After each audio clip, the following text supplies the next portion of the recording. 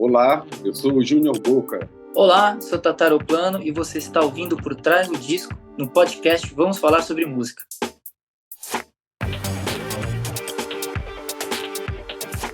Boate Invisível é o mais novo disco do músico Tataru Plano, que se reinventa mais uma vez, agora com sonoridades eletrônicas e dançantes. Fruto de uma criação conjunta com nomes como Bruno Buarque, dos Tagalas, Júnior Boca, Kika e Malu Maria, o álbum nasce de um processo de trocas dos músicos no estúdio Minduca. Dessa imersão em sonoridades e poesia surgiu um disco de frescor bastante pop. No Por Trás do Disco desta semana, eu, Renan Guerra e meu amigo Nick Silva, vamos conversar com o Tatá e o Júnior Boca sobre esta obra. Sejam muito bem-vindos. Obrigado pelo convite, Renan, Nick. Obrigado, pessoal. Obrigadão.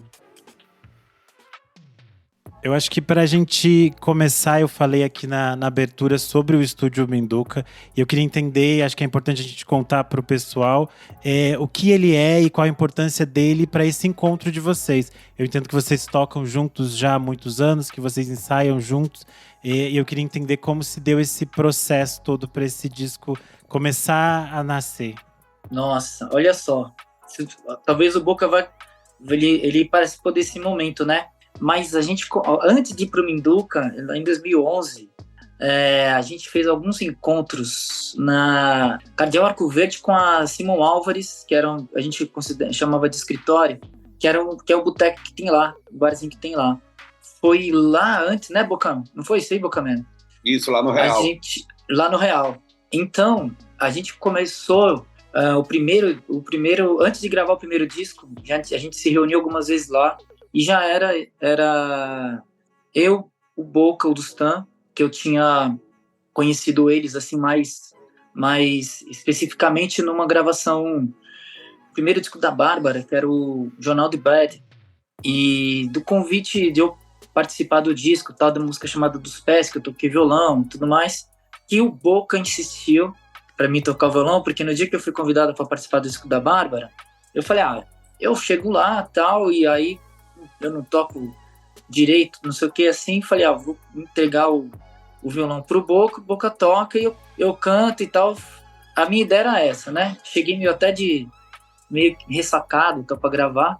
E nesse dia, aí o Boca chegou e falou, não, Tatá, você vai gravar com o violão, como se estivesse lá na demo, né, na gravação original, tal. Aí eu fiz essa gravação, acho que foram 2 takes, né, Boca, nesse dia. Eu gravei e tal, daí eu compreendi, assim, a delicadeza que foi o papo do Boca para mim gravar o violão e cantar, né, toda uma coisa assim que eu saí de lá, assim, dessa gravação, falei, quando for fazer meu primeiro disco, eu vou chamar o Boca e o Dustan para produzir o disco, né, e aí a gente começou a trocar essas ideias e o Bruno já foi também convidado para fazer parte do disco e nós gravamos no Minduca. Então foi a partir daí, desde 2011, nós estamos até hoje, né, 2023, Isso. 8 discos e continuamos nós 4 nesses discos todos, né, e atualmente com a Kika e a Malu Maria, que já fazem parte da banda desde o disco anterior, Não Dá Pra Agarrar. Então é um trabalho de continuidade, né? Então, assim, fica até difícil de considerar, não é um trabalho autoral mais, né? A gente é um trabalho de banda, a gente trabalha muito coletivamente. Aí eu acho que até me perdi aqui contando um pouco da história do passado para falar do presente. É interessante entender esse encontro também para as pessoas entenderem que era um processo que foi natural, né? Depois de tantos anos de trabalho, eu acredito também as coisas extrapolam e vocês têm uma amizade, uma outra relação que às vezes você pensa, vai criando outras coisas juntos, né? E aí voltando no Minduca, né? Que é o espaço onde nós gravamos todos os álbuns, né? Então, eu lembro assim, é muito doido porque toda vez que a gente ano sim, ano não, a gente tá lá, né? Quase que todo ano a gente vai lá para gravar material. É como se fosse uma extensão, por exemplo, o Minduca para mim é como se fosse uma extensão da minha casa. É um espaço que eu chego ali, tô muito, muito ambientado, acho que todos nós, né? E tem uma coisa também legal, né, Boca? Daí eu queria que o Boca falasse um pouco mais também. Mas a gente grava os discos assim em dias corridos, uma semana inteira. Então a gente vive uma semana lá fazendo tudo, às vezes um pouco mais, às vezes um pouco menos, mas é uma imersão sempre, é como se tivesse, acho que até já falei aqui de uma outra vez, mas é como se a gente estivesse vivendo um seriado. O disco é como se você vai registrar um capítulo de um seriado que a gente tá vivendo. Eu acho que isso é um pouco isso, né, Bocan? É, isso aí. O Boate Invisível, falando particularmente desse disco, foi o disco que eu acho que mais exigiu isso da gente, porque de todos os 8, foi o primeiro, e eu acho que o único, né, que a gente realmente teve essa proposta de sair compondo do zero. Alguns discos antes, né, os primeiros discos do Tatá, principalmente, o Tatá já chegava com meio que a canção pronta, né, tudo ali pronto, com violão, cantando e tal, e aí a gente ia colocar os arranjos, era um outro processo. Então já tinha algum material pronto. Nesse disco, o desafio nosso, até porque 8 discos, né, a gente fica querendo fazer algo diferente. Então, a gente sempre fica pensando, o Tatá fica pensando, a gente pensa conjuntamente, o que é que a gente vai fazer nesse disco para ser diferente? Aí, a gente teve essa ideia de ir para o estúdio realmente e começar do zero, sem nenhuma ideia pré-concebida. Claro, todo mundo tem uma ideia pré-concebida, mas, assim, o Tatá não chegou com nenhuma letra, com nenhuma música pronta, né? A gente chegava, sentava e tinha que ter uma ideia inicial, que podia partir de um beat de bateria, ou que podia partir de uma linha de baixo. Então foi muito interessante isso. Acho que foi o mais interessante da construção desse último disco, porque saiu realmente todo mundo com uma colaboração igual. A gente estava falando do Minduca, né? E assim, você está no estúdio onde você já gravou vários discos e onde o cara do estúdio é nosso baterista, entendeu? Faz parte da nossa composição, é também produtor. Então isso facilita muito esse diálogo e essa troca de informação e gerou esse disco, né? Que foi assim, a gente até a última hora de receber a marcha não sabia como ia ficar, porque foi uma coisa muito na hora. Eu ouvi assim disco depois de um tempo a marcha, assim, para tentar entender, adorei e tal. E às vezes o processo é esse, a gente tentou fazer diferente nesse, não? O Minduca é um lugar que dá para ficar muito à vontade fazendo tudo isso, porque a nossa história toda foi construída lá. Começou no Totem, que era o estúdio do Calil, que foi, o Tatá já falou, né, do disco da Bárbara, do Jornal de Bete, que a gente se conheceu lá, né, nessa participação. E a partir daí a gente gravou o primeiro disco já no Minduca. E como que foi voltar para esses timbres mais eletrônicos? Que o Tatá já trabalhou no Cérebro Eletrônico, no Jumbo Electro. Você já trazia um pouco dessa coisa mais eletrônica e dançante. E aí você passou um bom tempo fazendo muita coisa, explorando diversas sonoridades. E como é voltar para isso depois de um tempo que relativamente ficou sem? Pois é, isso vem assim, vem dos papos com o Dustan, assim, que a gente começou a fazer festas juntos, discotecar junto. O ano passado, eu e o Dustan, a gente começou a discotecar em algumas festas à noite e tal, dividir sets, né? Então, quando a gente entrou no movimento principalmente assim, dos timbres dos anos 80, dos 90, aquela coisa meio eletro também, que foi... Acho que teve um primeiro momento onde se revisitou os anos 80, que foi ali com todo aquele movimento do eletro rock, né? Que foi 2003, 2004, que acho que quando o Jumbo Electro surgiu também por ali, né? Mas acho que todo mundo, assim, quando a gente se encontra, tipo, eu, Dustan, Boca, Bruno, Malu, Kika, a gente fica muito escutando muita música também. A gente são movimentos onde a gente fica trocando ideia, escutando sons e tal. Eu acho que esses timbres, nessa volta desse resgate desse material, dessa sonoridade, veio dos papos que a gente tem, assim, de uma noite escutando som, e do trabalho que o Dustan fez nesse disco, né, de trazer algumas músicas para esse caminho. A gente criou tudo espontaneamente, esse processo foi maravilhoso, mas algumas coisas, por exemplo, tipo, nossa Solidão Guardada, ela já dava, né, já dava uma ideia do que poderia se transformar a canção. Logo que ela estava sendo criada ali, foi muito doido, porque naturalmente veio uma coisa que transformou em Solidão Guardada. Teve uma música que a gente fez a partir de uma brincadeira já com, acho que, alquimia sensual, né? Ela parte tudo de alguns movimentos ali dos equipamentos do Bruno Buarque, assim, que são... Como é que é? Aquele baixo que você toca no tecladinho, né, Boca? Isso, baixo de synth, né? Baixo de synth. Com synth.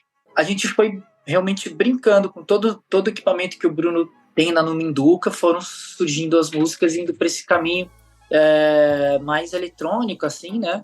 Mais ligado com algumas coisas que eu tinha feito anteriormente, mas que, por exemplo, o Dustan também já teve trabalhos que ele produziu, acho que da Karina Alexandrino, até dos trabalhos que ele desenvolve junto com o Cidadão, o Bruno e o Boca também, nos trabalhos que eles desenvolvem também com outros artistas ou nos próprios autorais, tem um pouco dessas referências. Acho que nessa vez concentrou tudo numa coisa, nesse disco, né?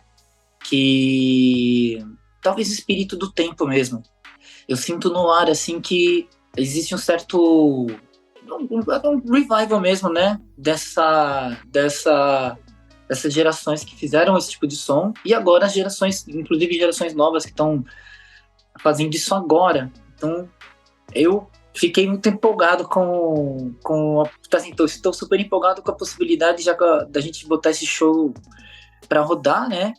Porque acho que vai ser muito interessante, já juntando com o material que a gente já criou antes, né, nos outros discos e tal. Sim, você falou um pouco de que não tinha uma ideia pré-concebida quando vocês entraram em estúdio e criaram esse projeto, mas eu queria entender, no final das contas, a gente sempre acaba trazendo algumas referências, algumas coisas. Você falou que vocês também fazem esses momentos de ouvir música juntos e tudo mais. Tem essas coisas em comum que acabam criando esses elos, e acho que essas coisas surgem, né? Queria que vocês citassem algumas coisas que vocês lembram, assim, que... Bom, ótimo. Nossa, aí agora vai dar o gancho necessário. Assim, tipo, teve algumas noites, a gente pôs para escutar discos que é uma referência, assim, tipo Let's Dance do David Bowie. Aí uma vez eu tava trocando uma ideia com o Dustan, a gente, putz, cara, esse disco é demais, né? Não é tem só os hits, assim, que são aqueles hits maravilhosos, mas o disco todo, ele é todo dançante, né? Então, claro, quando a gente foi para fazer esse disco assim, partindo de criações coletivas, a gente tinha já pré-concebido a ideia de ser um disco dançante. Isso já estava nesses encontros que a gente faz, que são como se fosse uma pré-produção, só que ele acontece de uma maneira muito descontraída, né? Que é a gente se encontrando, trocando ideia, tomando um drink, não sei o que, pá. E isso meio que já faz parte do nosso processo de criação coletiva.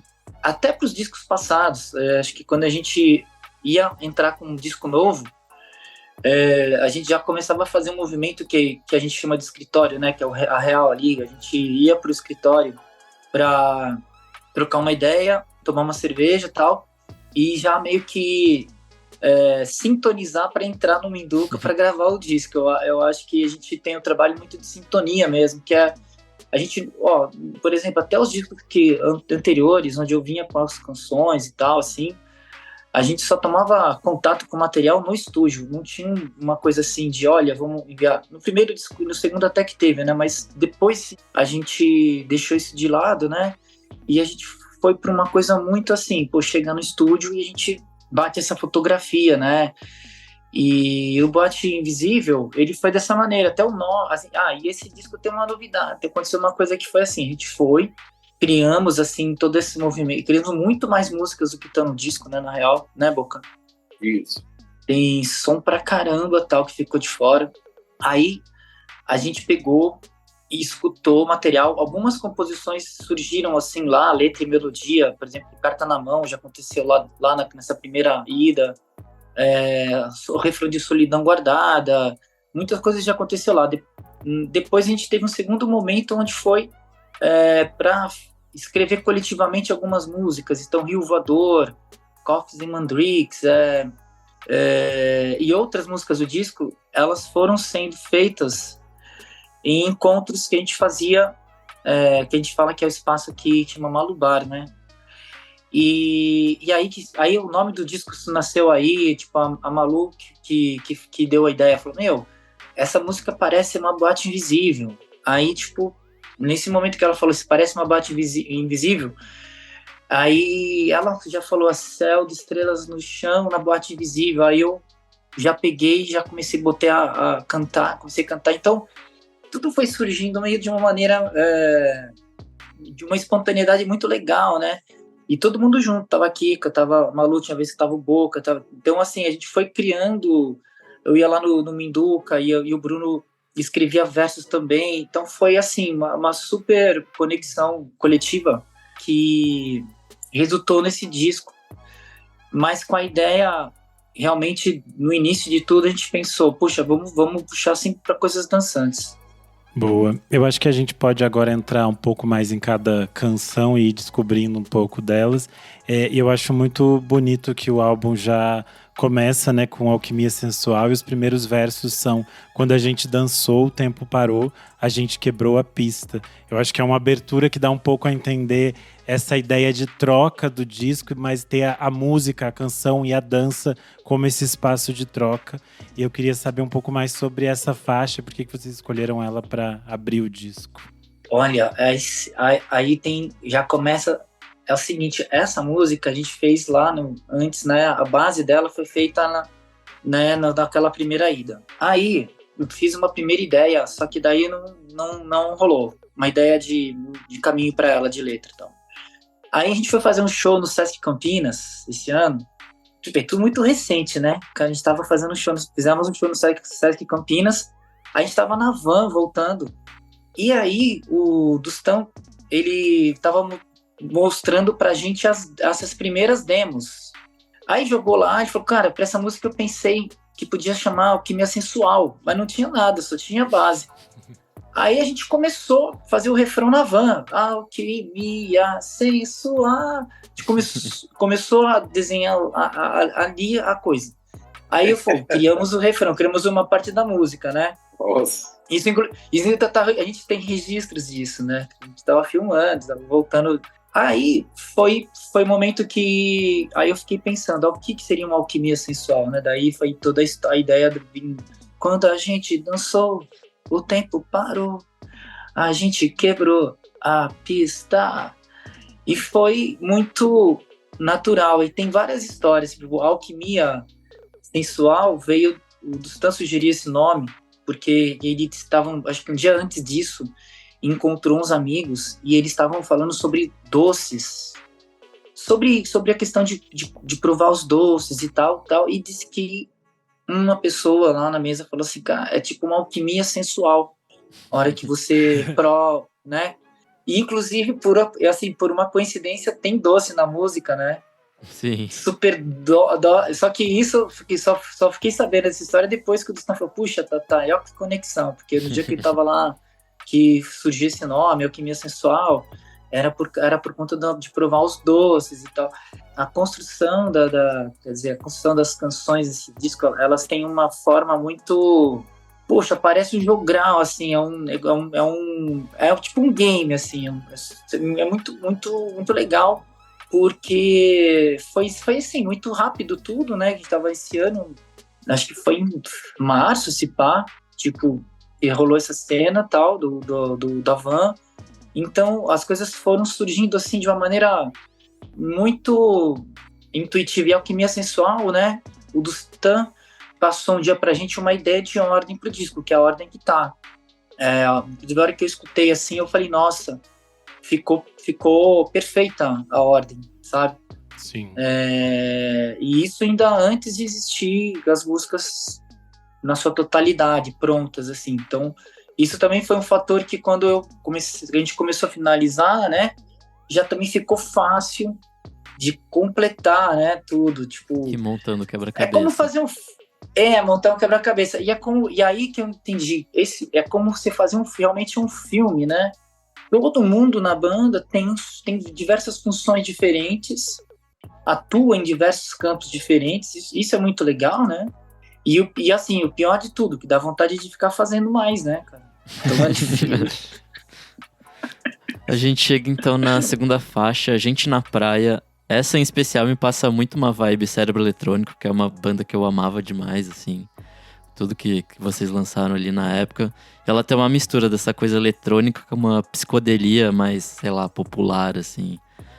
Me passa muito uma vibe desses discos meio anos 70, assim. Conta um pouco mais pra gente dessa faixa. Eu me lembro do dia, né, que a gente fez lá, né, quando ela começou a surgir. Tem uma coisa assim, né, foi uma ideia de fazer uma homenagem pra Gal mesmo, tipo assim, trazer aquela energia principalmente daquela gig que a Gal teve, que o Lani participava, o Tucci, aquela banda da Gal Fatal, né?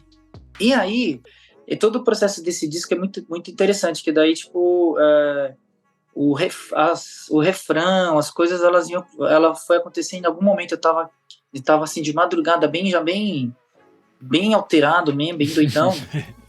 Aí eu botava o disco para dar uma escutar, as coisas para escutar, para ver se vinha alguma ideia, né?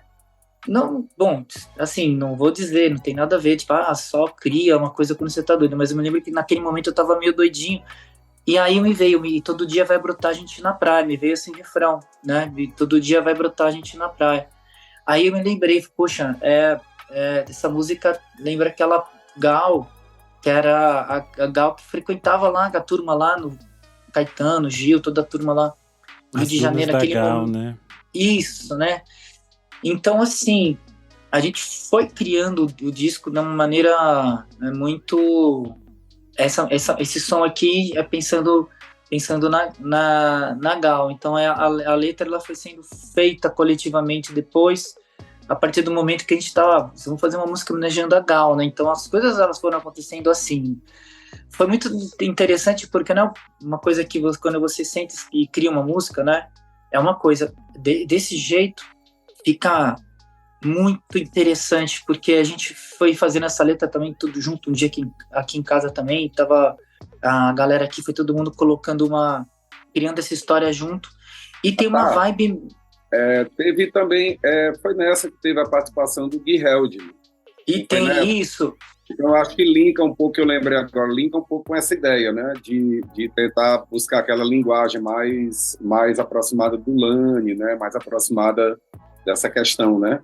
Exato, aí, tipo, o Gui Held participa dessa faixa, e ele, por ter todo o trabalho em parceria com o Lani e tudo mais, né, ele fez a guitarra desse som, saiu, foi 2 takes e tal, foi tipo, ele entrou dentro do espírito da música. E abrindo parênteses, o Gui, a gente teve e o Gui Held, a gente participou de uma banda juntos lá no início dos anos 2000, 2001. De 2001 até 2010 a gente fez parte da banda Luz de Caroline, né? Então, a gente Eu vi show de vocês antes de te conhecer. E eu só tocava brinquedos, né? Logo quando eu cheguei aqui em São Paulo, 2003. E aí ela ficou com, né, o Gente na Praia, ela tem essa coisa, me lembro, tem a coisa do cérebro, assim, daquela coisa mais tropicalista, né, que talvez lá no início do Cérebro Eletrônico a gente tinha essa proposta mesmo de... E também, e ficou também com a cara das loucuras que a gente tem feito, né, principalmente nos últimos 2 discos, assim, que a gente já começou um movimento de dar uma translocada, assim, dar uma loucurada mesmo. A gente citou algumas coisas aqui, vou só explicar para quem está nos ouvindo. Lani, que eles falaram, é o Lani Gordon, tocava com a Gal Costa, foi guitarrista dela, acompanhou em algumas turnês. E essa fase do Fatal e alguma fase ali, toda essa fase do início dos anos 70, a Gal virou essa musa do desbunde, ela ficou algum tempo sendo a voz do Caetano e do Gil no Brasil e também de outros compositores. E era um costume nessa fase do Gal Fatal que as pessoas saíssem da praia e às vezes fossem direto pro show, era um programa de verão, digamos assim. E havia um pedaço da praia específica, eles estavam construindo um pier, e esse pier criou algumas dunas de areia. E as pessoas ficavam atrás da duna fumando maconha, e essas dunas foram apelidadas de Dunas da Gal. Então eu acho que quando vocês ouvirem a música, depois vocês podem ir captando essas pequenas fagulhas dessas imagens todas, que a gente só imagina do quão incrível foram nos anos 70. E aí a gente chega na faixa de número 3, A Carta na Mão, que eu acho que é uma faixa que pra mim tem uma energia meio cabaré no meio da madrugada, assim, uma coisa meio abolerada. Eu acho essa muito bonita. Ela acho que é a faixa mais longa do disco, né? Ela tem toda essa digressão super interessante. Queria que vocês falassem um pouco sobre ela. Enquanto a gente estava fazendo todas essas criações e tal, né? Inclusive, acho que no mesmo dia da Gente na Praia, o Dustan, ele começou a puxar esse tema, e foi um tema que meio que veio muito pronto, assim, veio de cabo a rabo. E aí, nesse mesmo dia, eu fui lá, eu tava com o microfone na mão, porque tem uma das coisas que a gente fez nesse disco, fez em todos os nossos outros discos, a gente sempre gravou tudo muito ao vivo, então o microfone de voz, ele já fica no esquema, porque vai que deu bom, ficou, né, sabe? A gente sempre teve essa coisa, né, da espontaneidade e tal. Aí nesse momento que o Stan tava passando o negócio, eu comecei a cantar. E praticamente a letra veio pronta.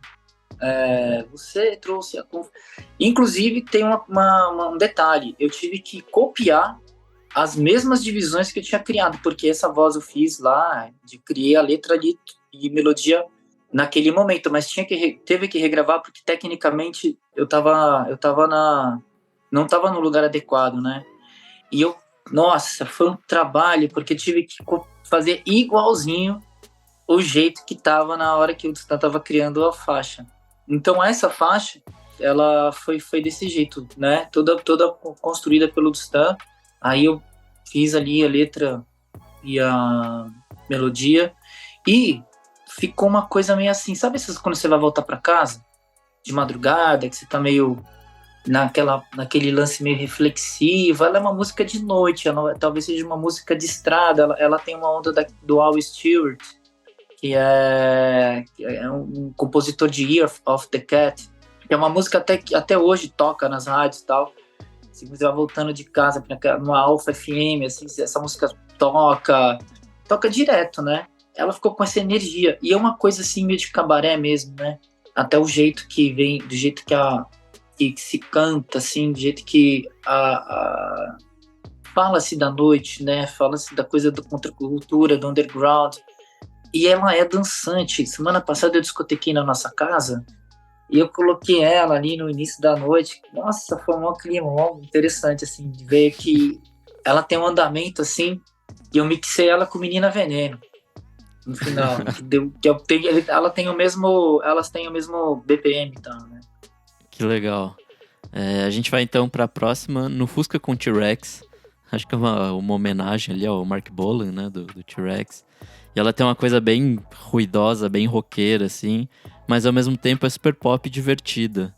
E além disso, acho que os sintetizadores que vocês usam ali deixam a coisa muito mais bem amarrada, assim, nessa coisa do pop. Como que foi fazer essa música? Olha, pelo que eu me lembre, tem uma coisa da guitarra, né? Que a gente resolveu fazer uma música mais pesada, de timbres, né? E eu lembro que na época, antes da gente direcionar esse disco para o lado mais dançante, tinha uma ideia da gente fazer um disco pesado. Você lembra disso? Sim. Gravar um som mais pesado e tal. Gravamos várias músicas. Aí na hora da seleção, para ver qual é o disco, aí acabou que a maioria era mais para um lado e a gente escolheu e guardou outras, né? Isso. Essa eu acho que foi uma das que ficou mais pesada, de timbre, de guitarra, né? De approach assim, mais roqueira, que acabou casando com a atmosfera geral do disco. E é bem dançante, é bem pista, com muitos sintetizadores, né, com essa pegada eletrônica e tudo. Então, o que eu me lembro dela é que tem uma guitarra bem proeminente, e como todas as outras, a gente criou na hora, né?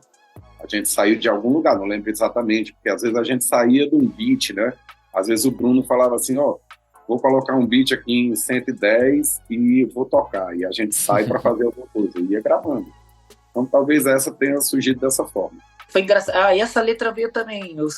A letra eu fiz na hora que estava sendo feita. Lembra que a gente estava lá, eu, Boca, né? Tipo, naqueles momentos que tem dois momentos, assim, né? A gente, em cada dia, né? O início é assim, cafezinho. É mais comportado. Né? É mais assim, tem um momento que a gente vai decolando na loucura mesmo, né? Quando dá 6 da tarde, a gente tem outra hora que a gente abre a primeira. A gente tem uma hora que a gente já tem uma combinação ali, tipo, né? De começar a abrir a primeira latinha, a gente vai decolando, então é esse momento... Por isso que a gente esquece, né? Por isso que a gente esquece como foi feito. A gente lembra de uma parte. Tem que recuperar pro dia seguinte, né? Mas assim... Aí eu lembro dessa que eu já fui fazendo a ideia, né? A letra e tal. E aí Aí eu tive um sonho, né?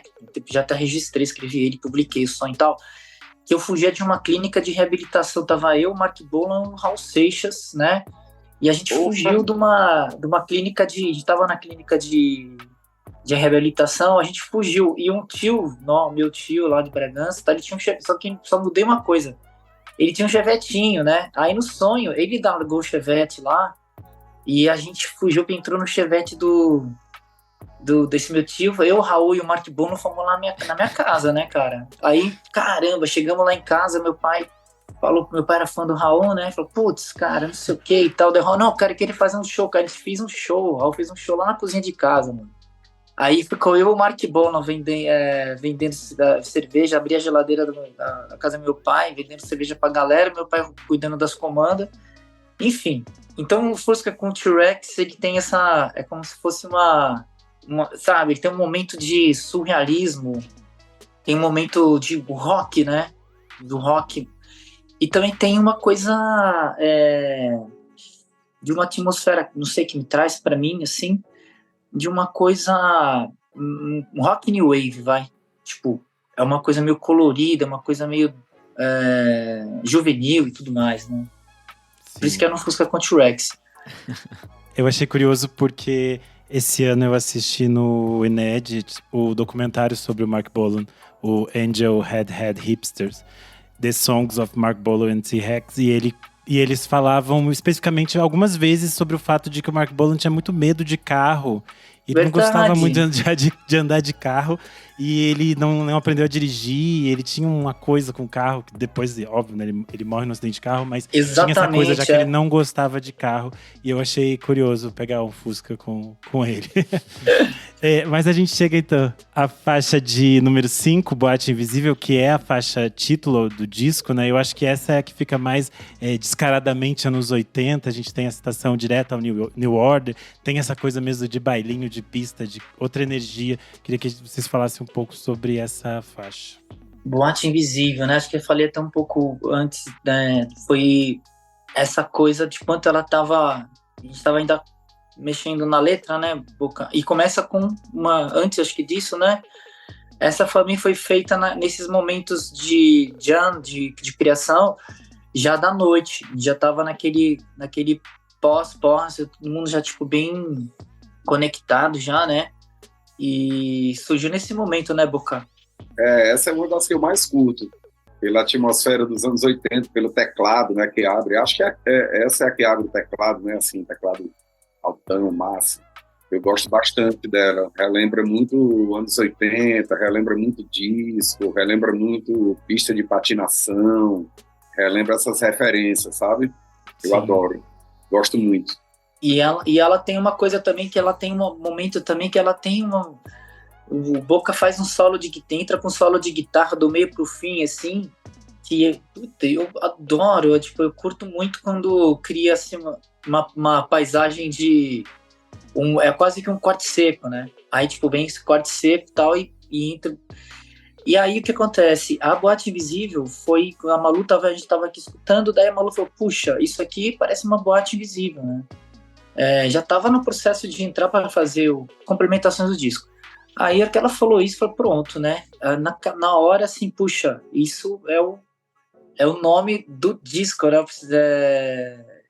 É a Boate Invisível. E aí, eu fiquei pensando assim, né, nessa questão quando eu era desde criança, eu sempre fui apaixonado por música, né? E, na minha cabeça, a noite sempre me atraiu demais, assim. Eu lembro que minha avó, lá em Bragança, morava... Assim, tinha um riozinho que separava a casa da minha avó e uma boate que tinha.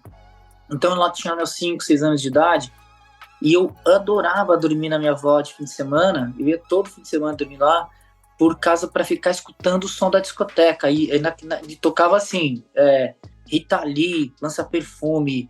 Eu lembro do Tic Tic Nervoso, que explodiu, né, cara? Ficava escutando isso. Tic Tic Nervoso.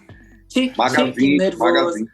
Eu tinha o quê? 5, 6 anos de idade, né, cara? Eu ficava fascinado. Aí, de vinil. E eu olhava, e eu conseguia ver quando a boate abria, começava, que devia ser umas 9 da noite, né? aquelas luzes piscando. Então aquilo para mim sempre me atraiu demais. E eu fui crescendo, vivendo dentro de uma certa, e agora posso nomear isso, como se eu estivesse vivendo dentro de uma boate invisível, até dentro de casa. Acho que tem uma coisa que é clássica, que acho que todo mundo aqui vive isso, eu continuo vivendo. Tem dias que eu fico escutando música e fico enlouquecido, onde eu estou, tipo aqui, ou fico assim, às vezes aqui na cozinha, quando eu era garoto, morava com meus pais, quando às vezes entrava no quarto e entrava numa conexão assim, criava um momento, né, onde eu podia ser aquilo que eu imaginava, né, que você faz praticamente você, como é que fala quando você faz você sai do corpo sonhando, você faz Viagem astral. Uma viagem astral, né, e acho que a música, ela tem essa possibilidade, essa capacidade, né, você viaja mesmo, né, então a Boate Invisível, ela dá voz para aquela criança, aquele adolescente que continua vivendo dentro de você, que vai viver eternamente, né? Porque isso não vai ter fim. Então, para mim, eu me sinto inspirado, né? Em poder continuar assim, como se fosse uma criança, um adolescente, poder fazer, não só escutar música, e também fazer música, né? Isso dá gás, dá energia para a gente continuar, né? Fazendo as loucuras todas. E acho que a Boate Invisível, ela tem vem com isso. E o último detalhe, o New Order, que eu escrevo lá, né? Eu citei o New Order, que quando era adolescente, de 12, 13 anos, acho que eles lançaram aquele Substance, que é um álbum de 88. Tocava nas rádios, assim, lá em Bragança. E eu domingo, eu ia pro carro e ficava sintonizando com uma fita cassete e gravando as músicas eu já meio que fazia umas festinhas, né? Eu tocava de fita cassete, né, nas festinhas. Então eu ficava assim, pegando. E teve uma hora que começou a tocar todas, né? Foi muito doido. Acho que esse momento, né? Você teve uma série de discos assim que as rádios tinham rádios muito, muito legais lá assim, que em todos os lugares vão ter, mas.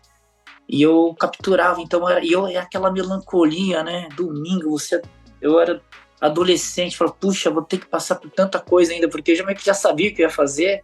Só que como é que você vai lidar com uma angústia que está dentro de você, com uma melancolia, sendo que você vai ter que passar por tanta coisa, né? Você ainda é adolescente, tem uma série de coisas para fazer e tal. Então, ali naquele momento ali, meu New Order, eu lembro que me trazia uma certa... ele deixava mais tranquilo com as minhas angústias, com a minha melancolia, porque aquele som batia pra mim assim, daquele jeito, naquele momento. Boa. Já que a gente falou em projeção astral, vamos pra Coffees and Mandrakes, que é bem, bem viajadona, né? Ela é bem psicodélica, tem uma coisa ali meio anos 70. Eu gosto muito dela que ela tem esses pianos, eu acho que é um piano elétrico, eu não sei exatamente, e tem os synths bem presentes, assim. E além disso, ela tem uma letra meio mântrica, meio... Não sei, essas coisas de ida e volta, meio coisa de onda, assim, sei lá. E me pareceu um pouco homenagem ao Júpiter Maçã, não sei. Eu sei que você gosta bastante dele. Não sei se essa foi a ideia exatamente da música. Olha, tem a ver, né? Tipo assim, quando a gente foi criando esses materiais, as coisas foram surgindo, foi tudo muito assim, né? Tipo, tudo muito rápido.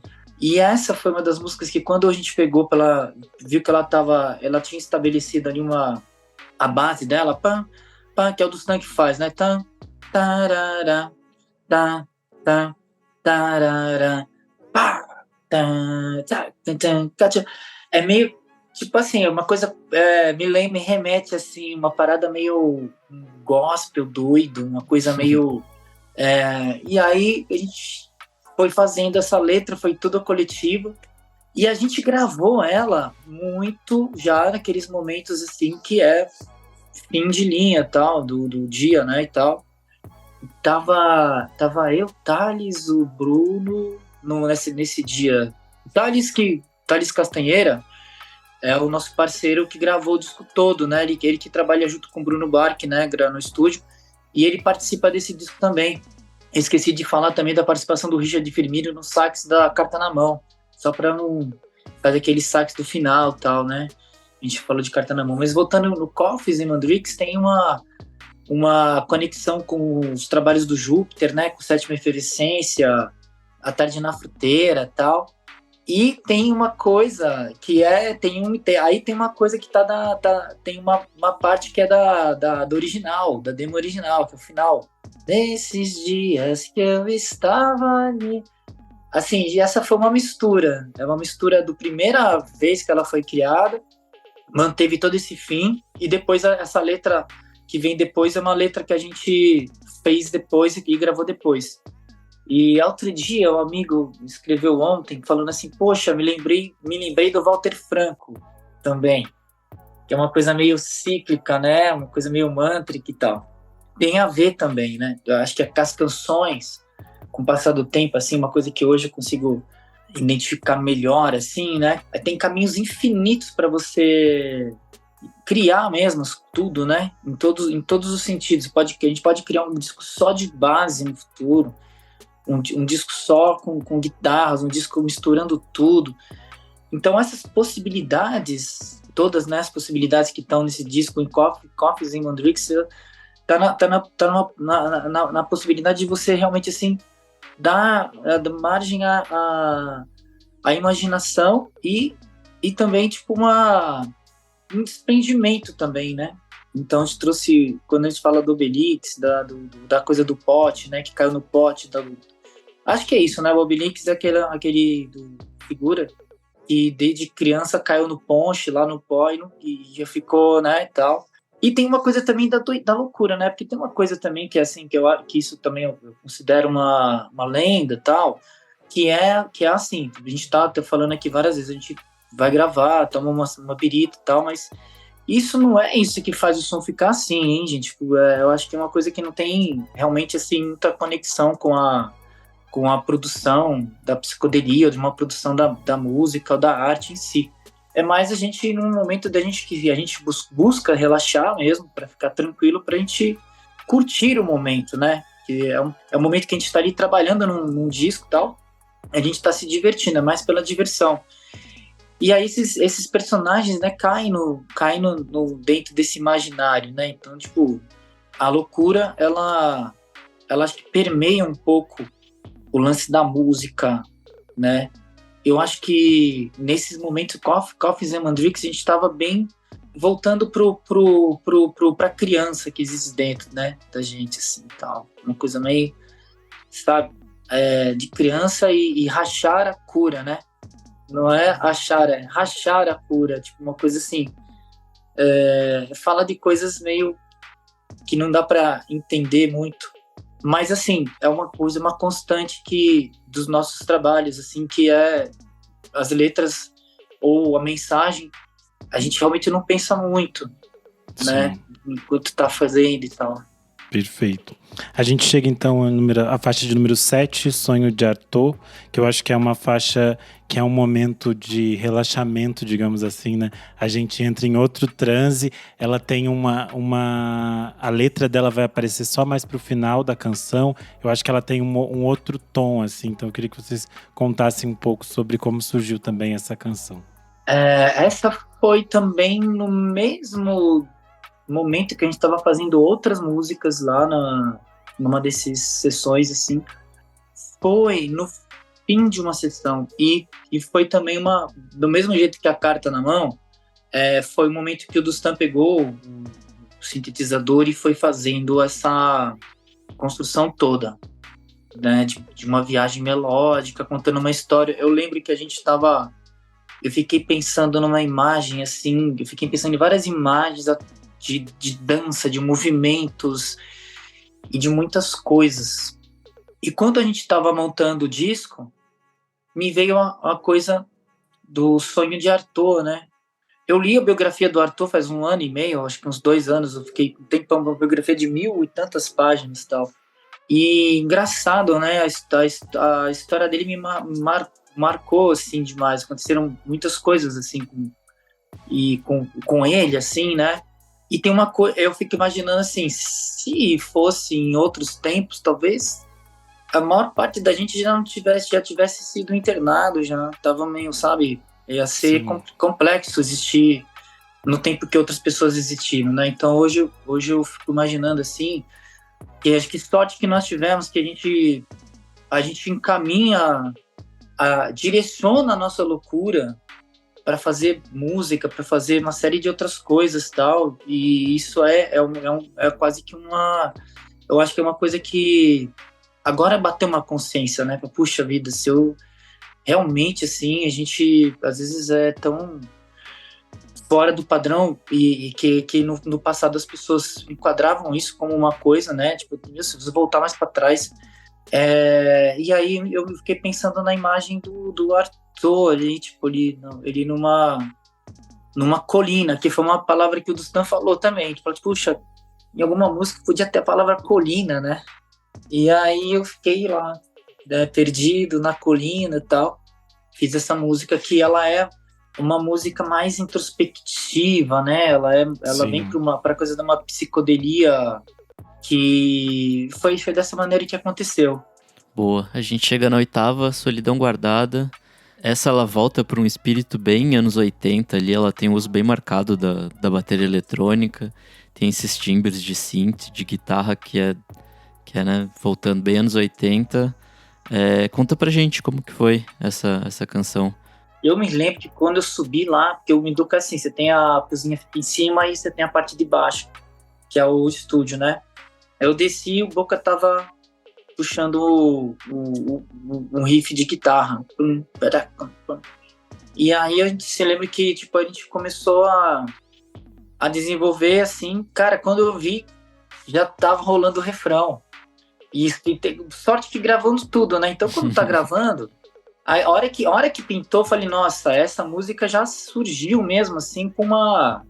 Ela veio, assim, tipo, essa foi, a gente trouxe ela naquele momento que o Boca começou, que o Bruno foi pra guitarra, o Dustan já pegou, deu uma passada lá de primeira, ela veio, ela caiu no estúdio. Pá! Caramba! E depois, e inclusive as partes do meio, a letra mesmo também, assim, não foi só refrão, ela já meio que já veio que meio que pronta, assim. Às vezes quando eu componho acontece isso, é muito louco, você pega o violão e vê a música pronta, sabe? Só psicografou então, a música. Isso, mas isso é muito, muito doido, porque essa foi uma psicografia coletiva, né? Isso é maravilhoso, Sim. né? Foi muito doido. Pá, dá a sua mão, tá. E depois, quando a gente voltou, foi só pra colocar as coisas mesmo mais no lugar, né? O Dustan, ele fez um arranjo para ela, já buscando essa conexão com essas músicas oitentistas mesmo, sabe?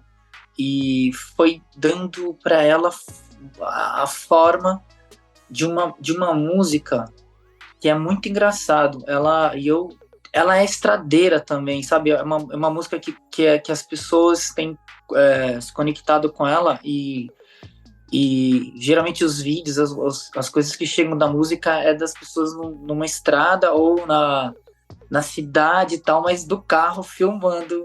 Agora eu me lembrei que ela tem uma vibe meio Cars, do Gary Newman. Isso, total. Então, e é uma coisa assim, e ao mesmo tempo, traz a sua mão, traga a sua mágoa, traz a solidão guardada. É uma coisa muito... ela tem um lance gospel, né? Tipo assim, gospel, que é de uma música que ela vai para uma coisa do determinado religai, assim, né? E já tem outras músicas dos outros discos, sempre tem alguma coisa.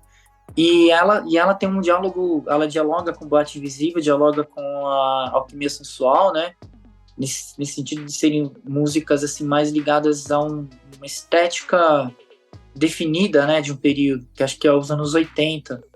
E tem também umas coisas, né, que o Dustan fez, ele trouxe uns elementos de sintetizadores que estão em alguns trabalhos do David Bowie ali, principalmente acho que é no Ash to Ash, são timbres que são daquela canção e ele traz para essa música, tem todo um trabalho de realmente assim, de trazer a música para jogar assim o inconsciente lá para outras décadas também, né? Sim.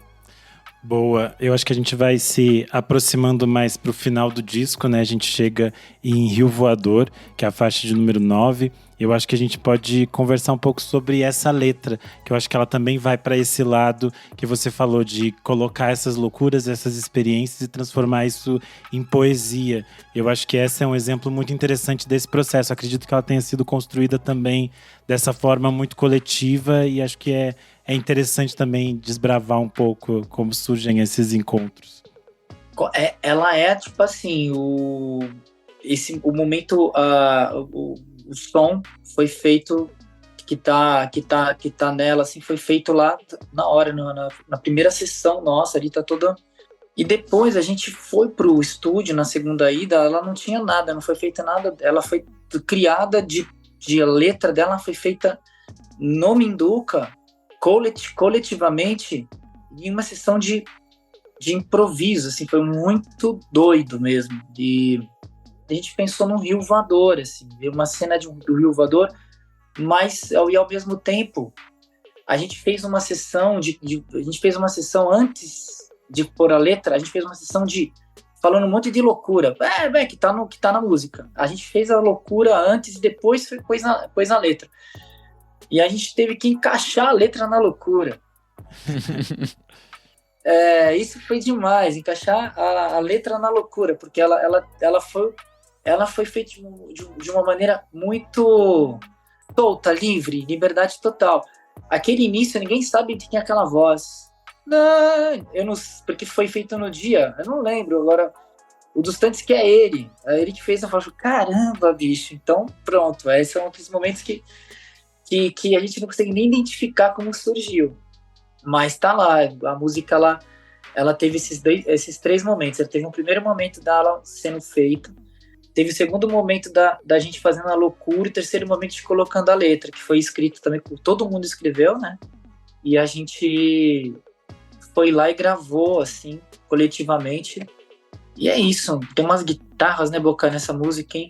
E ela é uma coisa assim, tipo, faz parte daquele tipo de criação coletiva que fica imaginando como vai ser ao vivo, vai ser maravilhoso ao vivo, né? Tipo, porque você cria uma vibe mesmo, assim, que tipo, pro palco vai... Ela não configura tanto como uma canção, mas ela configura como uma sensação. É interessante ter essas fotografias, né? Tipo, porque uma sensação é muito, muito massa de compartilhar. E o Ivandor eu me vejo assim, voando, assim, é uma cena, assim, vimos aquela cena do Juca de Oliveira voando na novela Saramandai, se não me engano. Sim. Que tem muitas imagens de novela, muitas imagens que ficaram icônicas, né? E que engraçado, a partir de um tempo pra cá, às vezes quando eu tô escrevendo, me vem assim as imagens, falo, nossa, parece que isso aqui foi feito para aquela imagem que eu vi quando eu era criança, para aquele filme que eu assisti quando eu era adolescente, para aquela sensação que eu tinha quando eu era adolescente. Com o passar do tempo a gente vai escrevendo não só sobre as coisas que a gente está vivendo agora, mas existe uma possibilidade também, que eu acho isso sensacional, de voltar para o passado e escrever sensações que você teve quando você era muito, muito, muito, muito pequeno ainda, né? Isso é sensacional. Eu acho que principalmente nesse disco, e não dá para agarrar, isso tá muito presente, assim. Boa. A gente chega na última canção, Canto Mistério. Essa é pra voar de vez, assim, ela vai full nesse negócio da psicodelia. E eu gosto muito de como ela trabalha com esses elementos percursivos, assim, eu acho muito interessante. E eu li em algum lugar falando dela como pop ritualístico, e acho que faz total sentido. Conta um pouco pra gente dessa última canção do disco, como que foi fazer. Olha, a letra ela foi feita na hora, tá tudo, o registro de vocal, ela sendo criada, né? Quando ela pintou, a gente estava numa das sessões lá originais, assim, da criação das ideias pro disco, mas ela veio, assim, de uma maneira muito... que tá ali, né? Comecei a cantar, tava gravando e tal, e ela, a hora que eu escutei ela de novo, eu falei, olha, é bom sentir, assim, poxa, essa música, ela é isso, né? Ela tem uma coisa meio que trabalha ela vai para uma coisa que trouxe o Lennis Rino para fazer a percussão, né? O Lennis Rino que trabalha com a gente desde o disco, desde Na Loucura e Na Lucidez. Aliás, ele não está citado como criador coletivo do disco porque ele não está morando aqui em São Paulo agora, né? O Lennis Rino, ele trabalha com a gente desde Na Loucura e Na Lucidez, e aí durante a pandemia ele mudou para Corumbau. Então, no Não Dá Pra Agarrar, ele colaborou com 2 músicas, colocando percussão, Grilos na Festa e Não Dá Pra Agarrar, o título do disco, e nesse disco Canto Mistério. Então, ele foi fundamental na música, porque a música, a base foi feita naquele momento todo coletivo. Aí, quando eu escutei com o Dustan e com o Boca, com o Bruno, a gente viu que não precisava realmente a gente ia manter toda a música. A gente colocou só uns vocais adicionais, né, que a Malu e o Bruno fizeram, e foi assim, e é uma canção que também traz uma coisa assim, de eu ter participado ali junto com a Tulipa, a convite da Serena para fazer o álbum Ascensão, que quando a gente foi chamado para produzir a canção Ogum, né? Quando a gente estava fazendo essa música, já me veio a Serena, né? Tipo assim, como se fosse ela esteve presente naquele momento ali, sabe, nessa música, né? Então, tem assim, é muito interessante. Hoje ligou um amigo assim para conversar comigo, tá? Ele tinha escutado escutou o disco 2 vezes e ele veio conversar comigo assim muito querendo saber mais a respeito de Canto Mistério e tal. E aí você falou onde que você viu pop ritualístico. Pop ritualístico. E aí cai numa coisa que tem a ver com a nossa trajetória, né? Minha, do Boca, do Dustan, do Bruno, da Kiki, da Malu. E que quando a gente entra para fazer os discos, eles são já totalmente ritualísticos, né? Como maneira de você se entregar àqueles momentos lá. E aí é uma entrega que começa ali quando a gente, antes de entrar no estúdio, durante, depois tem muitos momentos, né, de reunião ali, principalmente quando o Dustan que mixa os álbuns, né? Então é um grande ritual, né? E aí, com o passar do tempo, a gente sempre teve isso, desde o primeiro disco, onde a gente toca junto, a gente cria as músicas de uma maneira assim, extremamente ritualística.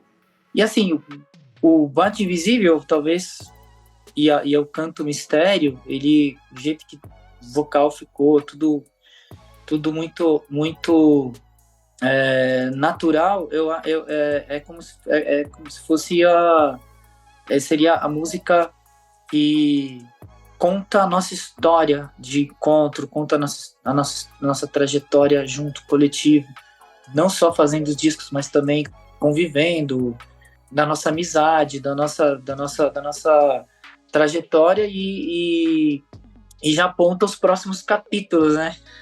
Nossa, maravilha. Eu acho que esse final encerra bem, né? Toda essa proposta que a gente contou aqui, de todo esse processo que vocês tiveram de criação para esse trabalho e de como ele se amarrou também e vem desse encontro mesmo, que eu acho que é um encontro artístico, de amizades e de trocas, que eu acho que resulta nesse trabalho tão interessante. E acho que pra gente foi tão enriquecedor quanto eu acredito que tenha sido para os nossos ouvintes poder adentrar nesse universo meio mágico e lisérgico. Então eu só tenho a agradecer a vocês. Queria que vocês deixassem as redes sociais de vocês, plataforma, convidassem as pessoas para ouvir o disco, aquela parte toda do serviço. Bom, obrigado, gente. Foi ótimo o papo. Foi maravilhoso poder debater. Não sabia que a gente ia comentar música por música. Algumas eu nem lembrei como que era o formato final. Mas achei super interessante comentar música por música, porque realmente foi um processo coletivo. E como foi realmente o único disco desses 8 que a gente produziu nesse processo extremamente criativo desde o início, eu ainda, e eu acho que todos nós ainda estamos absorvendo tudo, né? Porque foi um negócio muito rápido e de uma espontaneidade muito diferente dos outros trabalhos que a gente tinha gravado com o Tatá. Eu adorei falar sobre, porque inclusive não sabia de metade das observações que o Tata fez sobre a questão das inspirações das músicas. A gente às vezes é tanto trabalho, né, não, Tata? E não dá tempo nem de discutir isso. Mas foi bacana demais ver o Tata falando, foi super legal. Agradeço demais a oportunidade de estar aqui falando. Estamos juntos aí há 12 anos, eu, Tata, Bruno, do Stan, e somos uma banda maravilhosa que eu amo demais. 8 discos e, pelo que eu saiba, eu já tenho um, acho que guardado, né? Para daqui a pouco a gente dar um prato nele. E vamos nessa, gente. Obrigado. Está nas plataformas. Espero que o nosso lançamento seja marcado logo. E muito obrigado pelo espaço. Foi maravilhoso, viu? Meu Instagram é JuniorBoca_. Lá tem minhas publicações, as pessoas com quem eu trabalho, tem fotos de shows, fotos de produções. Tá tudo lá. Quem quiser seguir, JuniorBoca_. Tamo junto. Show de bola. Aí quem quiser também procurar nas redes é Tata_Aeroplano, Instagram e Twitter e tudo mais. E nas redes, nas plataformas, Boate Invisível, cheguem com nós lá. E queria agradecer Nick e Renan pelo convite, por poder fazer o faixa a faixa do Dito. E o Boca tem razão, realmente a gente foi um mergulho tão intenso e tão profundo, assim, que a gente vai pegando, faz a coisa e depois vai entendendo o que foi feito. Sim. Inclusive com relação às letras, eu estava dizendo assim, muita coisa, umas reflexões que eu vou tendo com a Malu, assim, conversando com o Dustan, a galera, que a gente ainda vai identificar mais ou menos o que foi feito, né? A gente acabou fazendo uma parada muito espontânea e a ideia é continuar nessa loucura, nessa espontaneidade. Maravilha. Eu sou _Renan Guerra no Instagram, no Twitter e no TikTok. Eu sou @Nick_Silva no Twitter, Nick Silva no Instagram. E você pode seguir a gente no @podcast VFSM no Instagram e no Twitter. Se você quiser ir além, você também pode apoiar a gente em padrim.com.br/podcast VFSM. A partir de R$5 você tem acesso a muitos programas com bastante antecedência. E lembrando que este aqui é um programa especial extra do podcast VFSM, Por Trás do Disco, que sai todas as segundas-feiras e você pode acompanhar nas plataformas de streaming. Muito obrigado e até a próxima.